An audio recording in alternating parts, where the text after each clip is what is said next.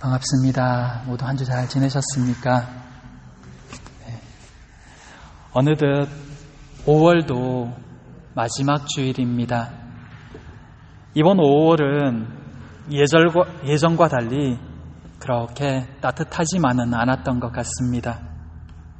그래도 시간은 흘러가고 곧 더운 여름이 올 것입니다. 그것이 계절의 정한 이치니까요. 우리의 삶도 그렇습니다. 추운 날이 있으면 따뜻한 날이 있고 힘든 시간이 지나면 다시 평안한 날도 있을 것입니다. 그것이 인생이니까요. 그 속에서 우리가 여전히 평안을 누릴 수 있는 길은 하나님을 바라보는 것입니다. 힘들 때는 기도하면서 평안할 때는 감사하면서 말입니다. 사랑하는 모든 성도님들의 삶이 하나님으로 인해 늘 평안하시길 축복합니다. 오늘 우리가 함께 나눌 말씀은 기근으로 인해 요셉의 형들이 애굽으로 내려가는 장면입니다. 오늘 말씀을 통해서 우리에게 주시는 깨달음은 무엇인지 함께 생각해 보며 말씀을 더 깊이 묵상하는 이 시간 되기를 바랍니다. 첫째, 왜 서로 바라보고만 있느냐? 지난 시간 이 7년 풍년 후에 이어서 7년의 대흉년이 시작되고 있음을 함께 살펴보았습니다. 그 흉년은 애굽뿐만 아니라 전 세계적인 흉년이었습니다. 하지만 애굽은 요셉이 있었기에 그 흉년에 잘 대비할 수 있었습니다. 그래서 애굽 사람들은 요셉에게 가서 곡식을 구할 수 있었습니다. 애굽에 곡식이 있다는 소식은 각국에도 퍼져나갔습니다. 그러자 각국에 있는 사람들도 곡식을 구하기 위해 요셉에게로 몰려왔습니다. 요셉은 그를 찾아온 모든 사람들에게도 곡식을 팔아서 그들도 흉년을 면할 수 있도록 도와줍니다. 또한 그 소식은 가나안에 있는 야곱에게까지 전해졌습니다. 그 흉년은 가나안 땅에도 있었고 야곱 집안도 그 흉년에서 예외는 아니었던 것입니다. 하나님의 자녀는 세상의 어려움 속에서도 예외였으면 좋겠지만 실제로 그런 경우는 그렇게 많지 않습니다. 믿는 이들도 세상 속에서 사람들이 겪는 것 같이 겪고 당할 일 같이 당하고 받을 유혹 같이 받는 것입니다. 다만 다른 것이 있다면 그런 환경 속에서 그리스도인들은 하나님을 바라본다는 것입니다. 그러기에 세상과 똑같은 시간을 보내지만 믿는 이들은 하나님의 은혜로 잘 이겨내며 넘어가는 것입니다. 그것이 그리스도인의 삶입니다. 가나안의 흉년이 왔는데 하나님의 자녀라고 이 흉년을 당하지 않을 길은 없다는 것입니다. 그런데 감사한 것은 그 와중에도 길이 있다는 것입니다. 그것이 자녀에게 허락하신 하나님의 은혜입니다. 야곱은 애굽에 곡식이 있다는 소식을 들었습니다. 그는 아들들을 재촉합니다. 왜 서로 바라보기만 하며 그곳에 양식을 구하러 가지 않느냐고 말입니다. 실제로 애굽에는 그들을 살릴 수 있는 양식이 있었습니다. 그리고 애굽에는 요셉도 있었습니다.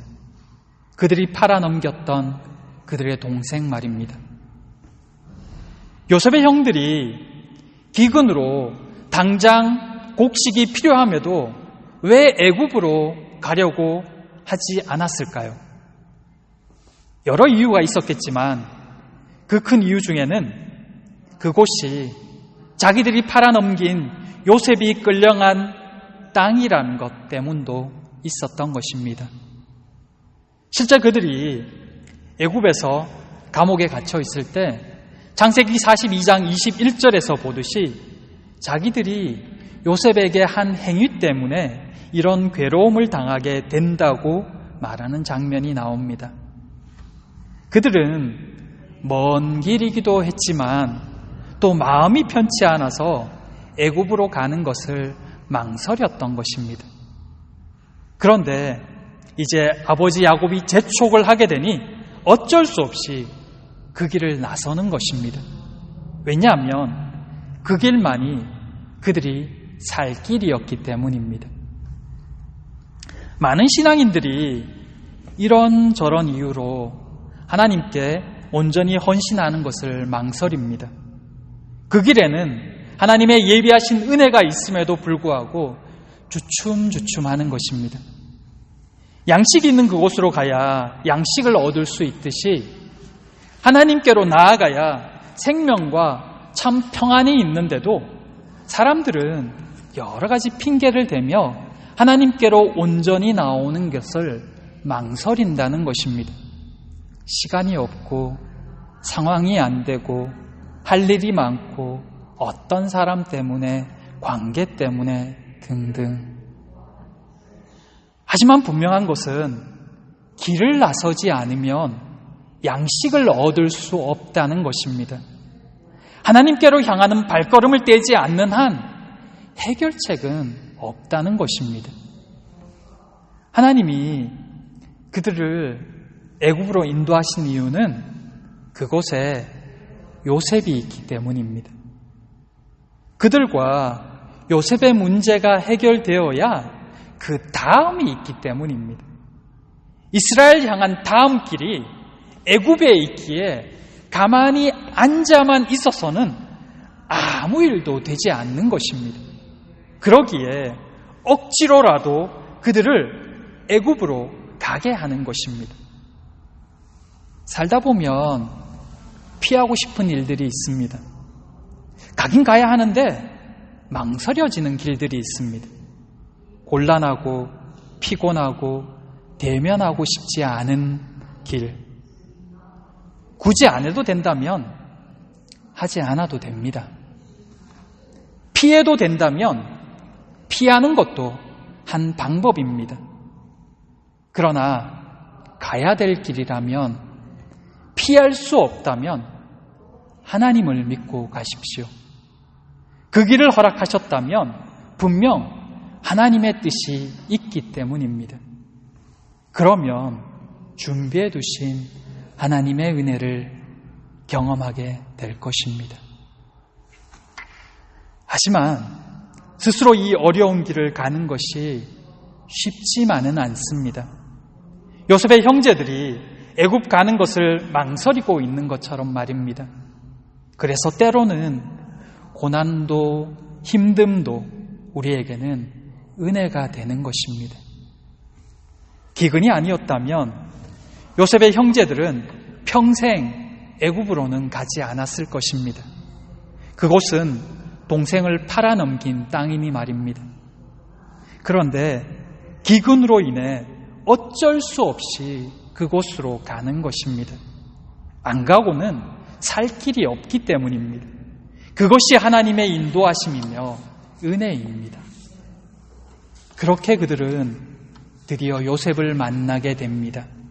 그리고 요셉 앞에 절을 합니다.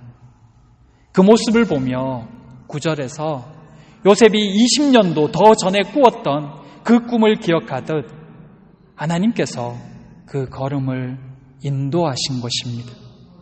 오기 싫은 발걸음이었지만 그 길이 바로 하나님의 이끄심이었고 계획하심이었던 것입니다. 요셉의 형제들에게 필요하기에 하나님께서 그들로 하여금 애굽으로 가게 하신 것입니다. 그런데 이 하나님의 다루심은 요셉의 형제들에게만 있는 것이 아니었습니다. 이 다루심은 야곱에게도 있었습니다. 그 다루심은 4절에서 보듯이 야곱의 편애였습니다. 다 같은 자식이었음에도 요셉과 베냐민에 대한 편의 감정을 감추지 않는 그의 모습은 여전히 형제들에게 상처로 남아 있었을 것입니다. 그 많은 고난 가운데서도 야곱이 마지막까지 버리지 못했던 것, 그것은 자식들에 대한 편애의 감정이었던 것입니다. 하나님께서는 요셉의 형제들을 온전히 사용하시기 위해 12지파의 조상이 되도록 하기 위해 요셉과의 관계와 회개의 부분을 해결하고자 하셨듯이 야곱에게서 남아있는 마지막 불순종의 모습인 이 편애의 감정을 다루고자 하고 계셨던 것입니다. 이 기근을 통해서 말입니다. 사랑하는 성도 여러분, 하나님은 우리 인생을 누구보다 잘 알고 계십니다. 우리에게 무엇이 필요한지, 무엇이 해결되어야 하나님의 은혜 안으로 들어갈 수 있는지, 우리는 이 이끄심에 순종하면 됩니다. 하나님을 믿고 그 길이 어디든 이끄시는 대로 가는 것입니다. 그리고 그 길에서 우리가 반응해야 할 합당한 반응, 믿음의 반응을 하면 됩니다. 그러면 나머지는 하나님께서 하십니다. 우리가 하나님을 바라보며 소망을 가져야 할 이유 중 하나가 여기에 있습니다. 하나님의 뜻대로 됩니다. 하나님의 계획하신 대로 이루어집니다. 그것을 믿으며 소망을 가지는 것입니다.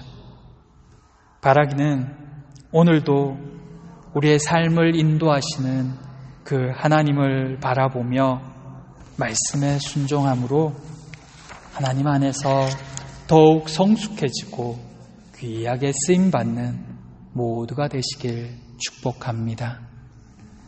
둘째, 용서는 일방통행이 아닙니다. 야곱의 재촉에 어쩔 수 없이 애굽으로 간 그들은 드디어 요셉을 만납니다. 그들은 요셉 앞에 엎드려 절을 합니다.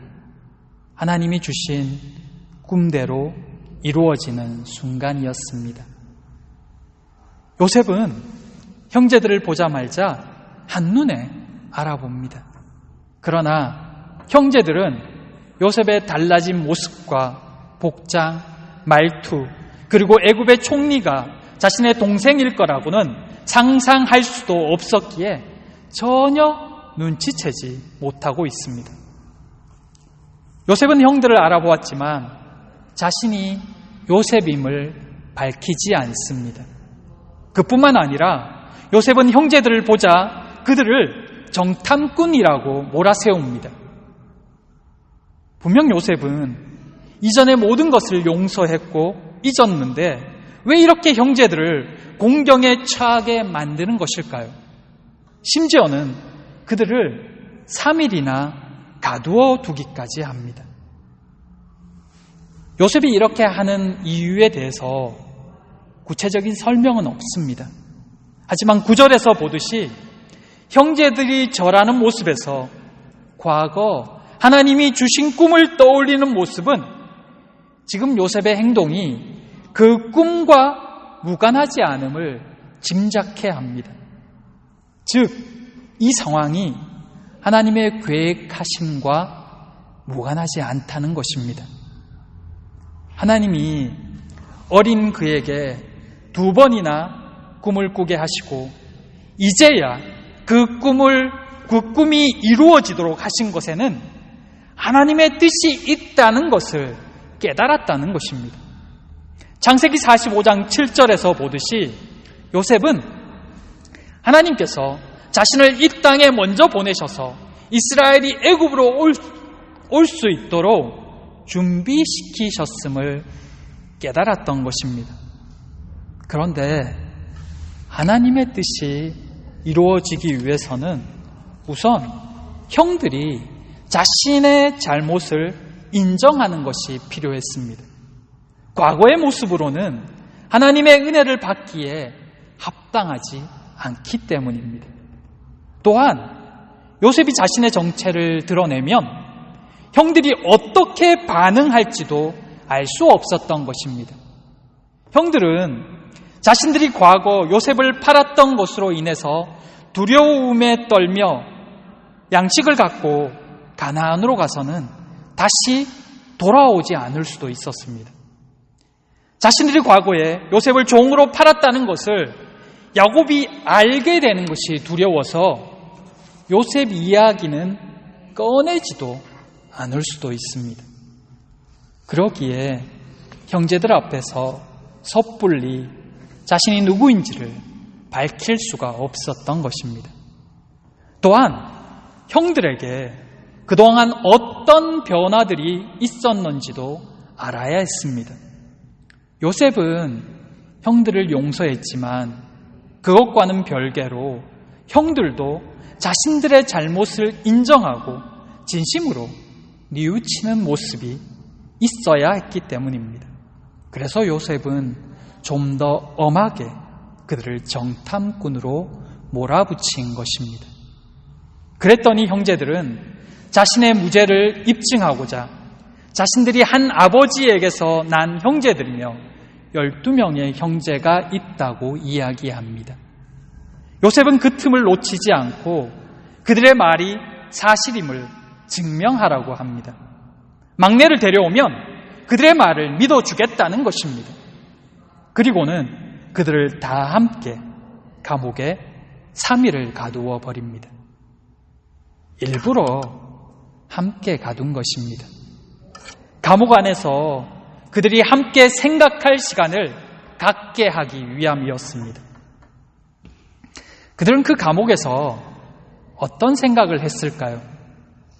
분명 억울하다고 생각했을 것입니다.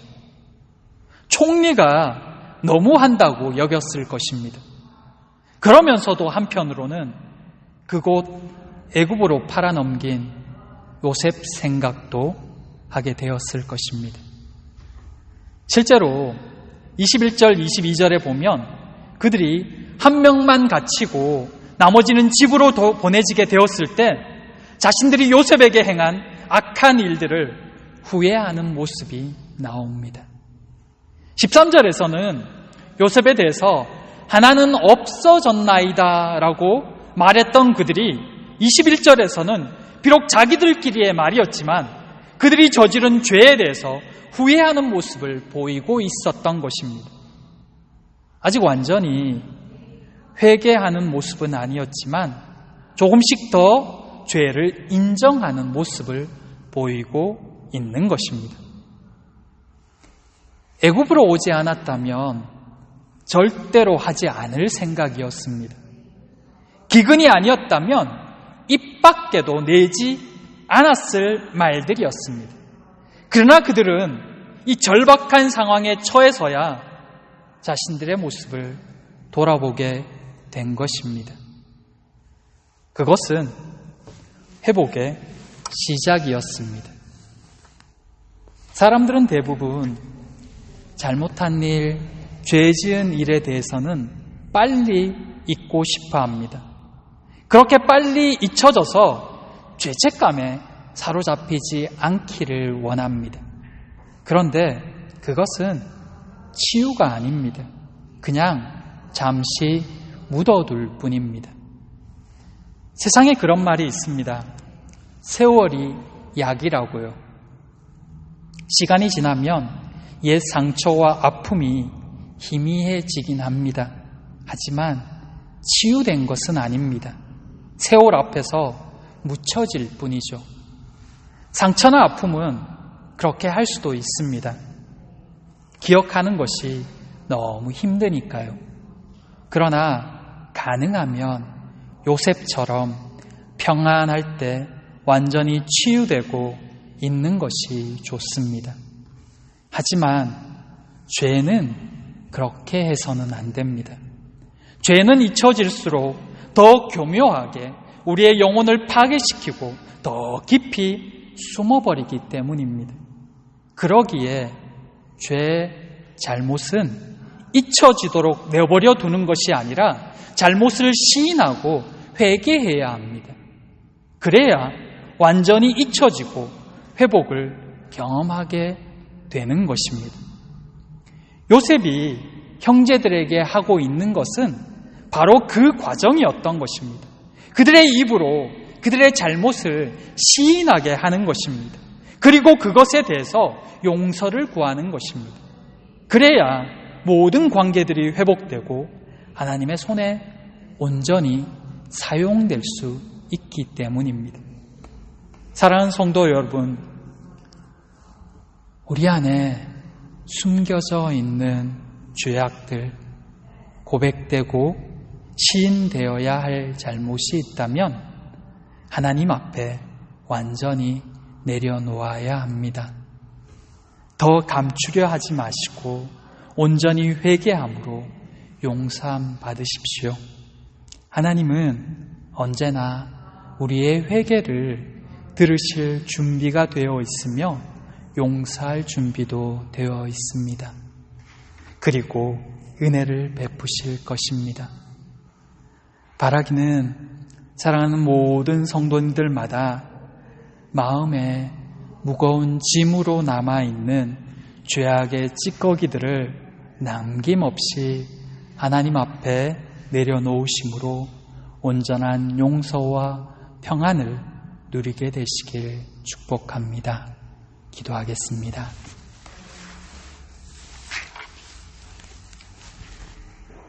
사랑과 은혜의 하나님, 요셉이 드디어 요셉의 형들을 만나고 회개와 용서의 과정이 시작됨을 보았습니다. 아직은 더 기다려야 하지만 하나님의 때에 그 일들을 시작하심을 봅니다. 혹 우리 안에 아직 깊이 감추어 두었던 죄악들이 있다면 이제는 스스로 깨닫게 하시고 회개함이 있게 하여 주시옵소서. 날마다 죄의 유혹 속에서 살아가는 저희들을 불쌍히 여겨 주시옵소서. 서로에게 잘못된 것들 있다면 고백하고 서로 용서하는 마음도 주시옵소서. 이 한 주도 하나님 안에서 자유함을 누리는 우리 모두가 되도록 지켜주시기를 바라오며 예수님 이름으로 기도드립니다. 아멘.